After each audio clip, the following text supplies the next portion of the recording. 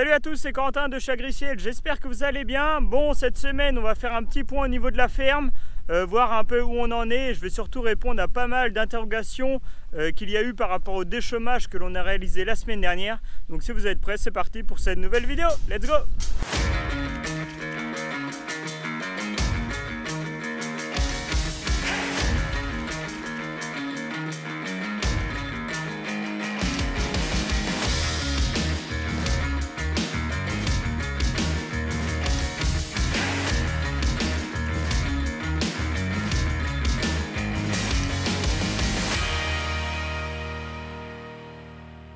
Bon, pour commencer, je vais revenir sur le déchômage que l'on a fait la semaine dernière. Si vous n'avez pas vu la vidéo, n'hésitez pas à aller la voir. Voilà, on a déchômé avec le 7720 et le canadien de la ferme. Mais alors, je vais revenir sur pas mal de questions et pas mal de remarques, comme quoi on brûlait du fuel pour rien, que ce qu'on faisait, ça servait à rien, qu'il fallait absolument attendre la pluie avant de travailler le sol. Voilà, il y a eu pas mal de questions là-dessus, donc on va refaire un petit point là-dessus, parce que je pense que c'est important d'expliquer bien les choses et d'expliquer pourquoi on l'a fait la semaine dernière et pas dans 15 jours ou 3 semaines. Voilà, on va revenir là-dessus ensemble. Bon, la première remarque, c'était par rapport à l'outil que l'on a utilisé pour déchômer nos parcelles. Je sais bien qu'il y a beaucoup d'entre vous qui utilisent des outils à disque pour faire le premier déchômage des parcelles de céréales. Donc ça, c'est vrai que c'est un outil qui permet de travailler, on va dire, avec une profondeur vraiment petite et surtout de couper les pailles et de bien mélanger les pailles à la terre. Et c'est vrai que ça fait un super déchômage. Moi, j'avais eu l'occasion d'en utiliser quand j'avais travaillé en plaine. Mais voilà, nous, à la ferme, on a uniquement un outil à dents. On a uniquement ce déchômeur-là. Il est en propriété à la ferme. Enfin, avec un voisin aussi, bien entendu. Donc, on l'a à deux. Et donc, cet outil-là, voilà, c'est le seul outil que l'on a pour déchômer. Et donc c'est pour ça qu'on l'utilise tout simplement. Voilà, on ne va pas s'amuser à acheter un outil à disque uniquement pour déchômer 10 hectares de céréales par an. Ça sert à rien, c'est pas la peine. Et puis en plus de ça, à la Cuma, on n'a même pas d'outil à disque. On a vraiment uniquement des outils à dents. Donc voilà, c'est pour ça qu'on a utilisé cet outil-là pour déchômer nos parcelles. La deuxième remarque, ça a été pourquoi on a fait ça aussi rapidement, de déchômer et semer les couverts. Pourquoi on a déchômé dans la poussière, pourquoi on n'a pas attendu la pluie. Et tout simplement cette année, donc c'est une année vraiment particulière, hyper sèche partout en France. Donc on a eu 15 jours d'avance sur les moissons. Et en fait, mes oncles, déjà la première raison, c'est que mes oncles partent en vacances. Donc ils partent en vacances au mois d'août. Bon, ils partent pas tous les deux en même temps, hein. Voilà, ils s'organisent pour qu'il y en ait un qui reste à la ferme. Mais en fait, comme on a moissonné de bonne heure, et l'objectif derrière, ça a été de déchômer et de semer les couverts le plus rapidement possible avant qu'il y ait un de mes oncles qui parte en vacances. Ça permet à celui qui reste à la ferme de s'occuper surtout du troupeau, de se focaliser là-dessus et de plus avoir le travail dans les champs à côté, puisque voilà, quand on se retrouve tout seul à la ferme, il y a, on va pas dire 2 fois plus de boulot, mais voilà, c'est encore une autre organisation. Et donc le fait de déchômer et de semer les couverts avant le départ des vacances, c'était, on va dire, question organisation beaucoup plus pratique. Après, je suis bien d'accord que déchômer dans la poussière, c'est pas l'idéal, hein. Déjà pour la consommation en fuel, puisque la consommation en fuel, forcément, elle augmente. La terre est sèche, la terre est dure, le tracteur, il en bave un peu plus. Donc, logiquement, il consomme plus.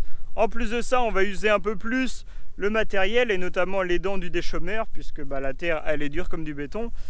Mais voilà, après, fallait le faire. De toute façon, même si on avait attendu la pluie, du coup on n'aurait encore rien fait puisqu'il a toujours pas plu malheureusement. Donc là le choix était vraiment de déchômer et de semer aussitôt les couverts. Et puis après en fait on attend la pluie tout simplement, puisqu'il suffira, on va dire, de 15-20 mm. Il suffit d'un orage pour que nos couverts lèvent. Et donc voilà, c'est un peu un pari. Bon, là ça fait une semaine que ça a été semé derrière, comme vous pouvez voir. Mais bon, il n'y a rien qui a levé encore.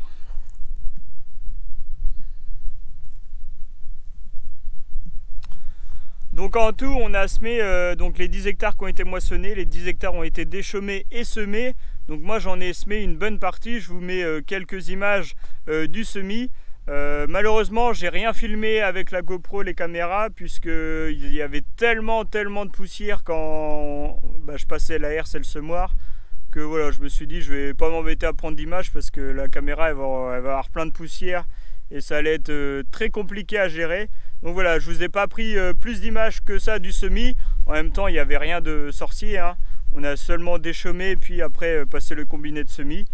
Et donc là, vous pouvez voir le résultat. La parcelle, elle est semée, mais c'est vrai que bon, vu la chaleur, vu la poussière, quand vous prenez tout à la main, et bah forcément que là, s'il pleut pas, il n'y a rien qui va lever. Et donc en plus de USMI, donc on a aussi passé un coup de rouleau par là-dessus. Mais voilà, maintenant on attend vraiment la pluie, que ce soit maintenant pour le couvert qui a été semé, mais aussi pour le maïs qui est derrière, puisque lui il est en pleine floraison. Et donc il serait pas mal qu'il pleuve rapidement pour qu'il puisse aussi lui bien fleurir et qu'on puisse avoir aussi pas mal de grains à la récolte en septembre. Le dernier point sur lequel je voulais revenir sur les semis de couvert, c'est aussi en fait c'est tellement une année particulière et tellement une année sèche, c'est qu'on risque malheureusement de manquer rapidement de fourrage pour les animaux. Et donc le fait de semer de bonne heure les couverts, et l'objectif c'est vraiment qu'ils lèvent le plus vite possible, qu'ils profitent d'une petite pluie s'il peut en tomber une dans les jours à venir et qu'ils puissent lever bien comme il faut. Et surtout qu'on puisse faire une récolte le plus rapidement possible à l'automne. Voilà, c'est ça aussi l'objectif.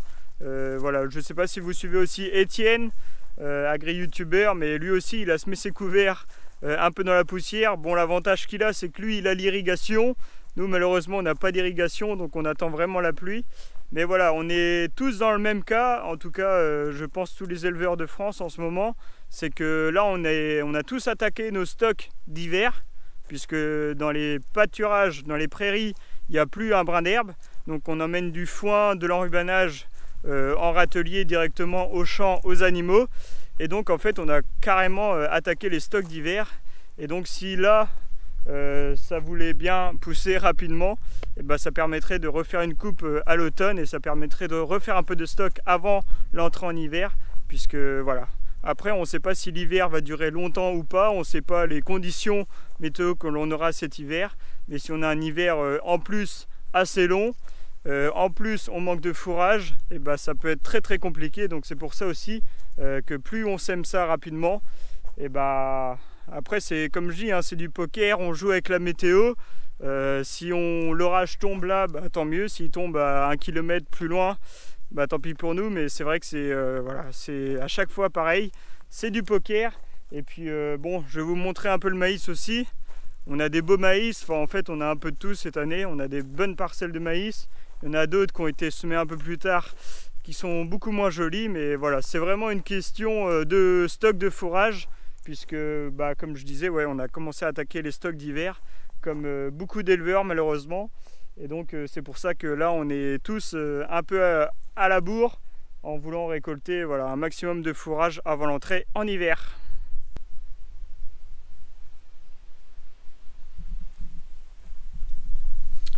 Bon, je profite d'être en haut aussi pour faire un petit tour dans les maïs, voir un peu la tête qu'ils ont. Bon, nous on n'a pas trop à se plaindre non plus, hein, par rapport à Arthur de AgriBofix là, qui nous a fait une vidéo en nous montrant son maïs. Bon, là vous pouvez voir, c'est notre dernier maïs semé. Bon, je fais pas 1m92 hein, malheureusement, je fais 1m76. Du coup vous pouvez voir que le maïs, il fait à peu près ma taille, il n'est pas hyper haut, hein. Je pense qu'il fait à peu près 2 mètres de moyenne là dans la parcelle, peut-être 2,50 m, mais pas plus c'est sûr. Mais bon voilà, c'est un maïs qui a été semé après régras, donc il a souffert énormément du sec. Et bon, après c'est comme ça. On va aller faire un petit tour dedans, voir comment il est un peu au milieu de la parcelle, mais il est franchement pas très haut, hein.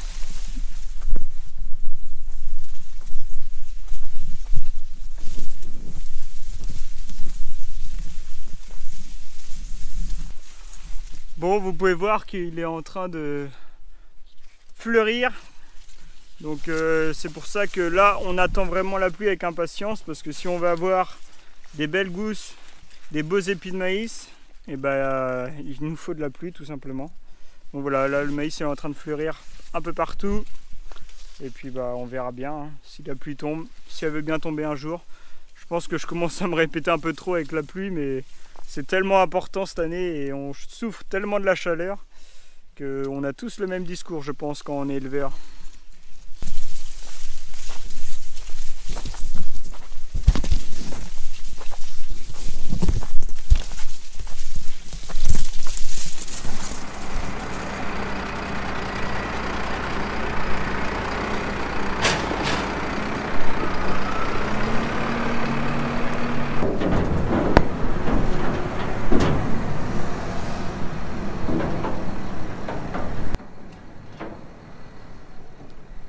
pouvez voir qu'il y a un lot de génisses dans la bétaillère. Et bah oui, tout simplement, l'eau de génisse il était à 4 km de la ferme, et en fait comme elles n'ont plus du tout d'herbe là-bas, et ben on est en train de ramener tous les génisses autour de la ferme. C'est déjà la transhumance. D'habitude on fait ça à l'automne, au mois de novembre, mais là comme il n'y a plus d'herbe du tout, et ben on rapatrie tout le monde autour de l'exploitation, et ça va permettre de pouvoir aller mettre les balles d'enrubanage directement dans les râteliers, dans les prairies. Et c'est surtout que c'est autour de la ferme, il n'y a pas besoin de faire 3-4 km avec les tracteurs, tout est autour de l'exploitation.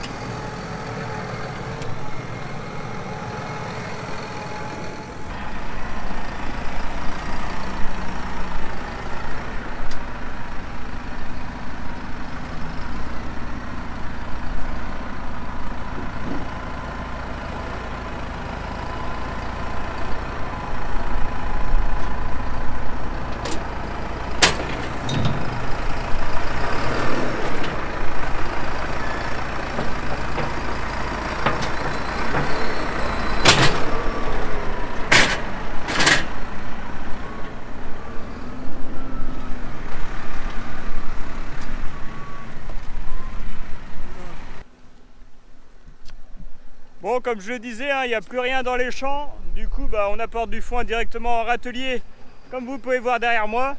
Donc là, c'est un lot de vaches taries. Donc voilà. Et là, on est en train d'apporter l'autre lot avec la bétaillère. Comme ça, c'est juste situé à côté de la ferme. La ferme, elle est juste derrière, là. Je ne sais pas si vous la voyez. Et voilà, comme ça, tout le monde va être regroupé autour de l'exploitation. Et ça va être bien plus simple pour amener le foin directement au râtelier des animaux.